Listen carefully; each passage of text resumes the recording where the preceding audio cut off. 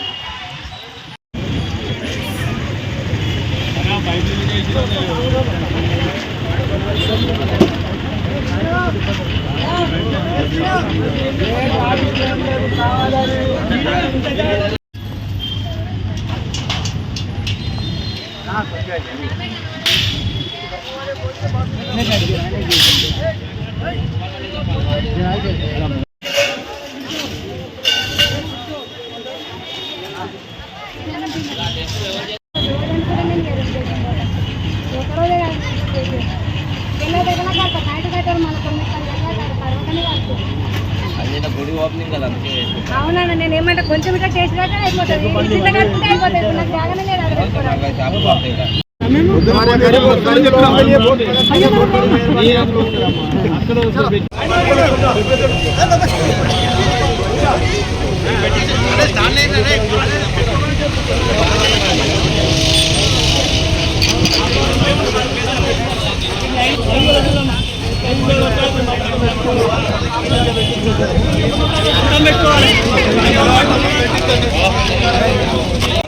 పెట్టుకుంటేమన్నా అభ్యంతరం ఉంటుంది మీకు మరి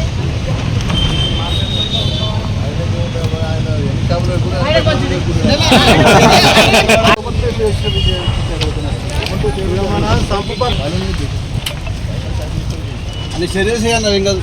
అదే ఆన్లైన్ అంటున్నా.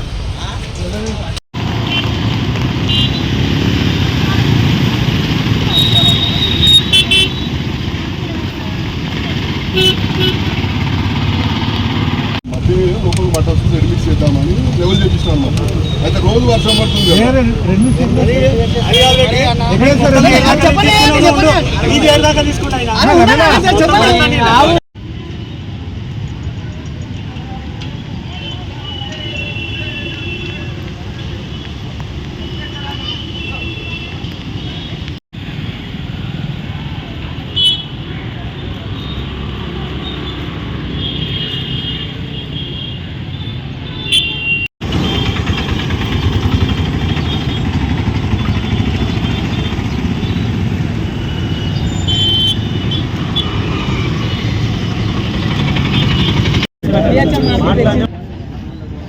ఈరోజు బీరంగూడ మార్కెట్ గత 30 సంవత్సరాలుగా గ్రామ పెద్దలంతా కూడా ఇక్కడ ప్రజలకు సౌకర్యార్థం అని చెప్పేసి ఇక్కడ స్టార్ట్ చేయడం జరిగింది.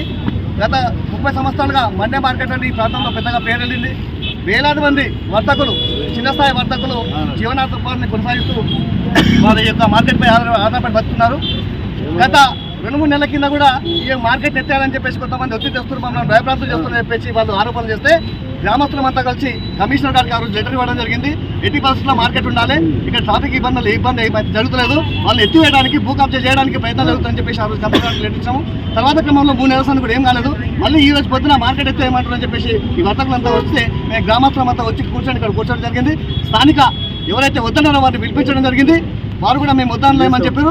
కాబట్టి ఎంతవరకు మనకు మార్కెట్ ఉందో అంతవరకు మార్కెట్ ఖచ్చితంగా మీరంతా కూడా వర్తకులు మీ యొక్క షాపులు పెట్టి మీరు బిజినెస్ చేసుకోవాలని చెప్పేసి మా గ్రామస్తులంతా వచ్చి కూడా వాళ్ళకి ధైర్యం చెప్పడం జరిగింది. ఇటు పోలీసు సిఐ కానీ, అటు ట్రాఫిక్ సిఐ కానీ, మామూలు సిఐ కానీ ఇక్కడ ట్రాఫిక్ ఇబ్బందులతో మేము మార్కెట్ ఎత్తేమని చెప్పి ఎలాంటి లెటర్ ఇవ్వాలని చెప్పి వాళ్ళు కూడా స్పష్టం చేశారు. కాబట్టి ఇలా ఎవడో తెలియదు, ప్రజలు స్వచ్ఛందంగా మీ వర్తకులు ఇక్కడ వర్తకం చేసుకోవచ్చు. ఎక్కడైనా ఇబ్బంది జరిగితే గ్రామస్తులమంతా అండగా ఉంటామని చెప్పడం జరిగింది.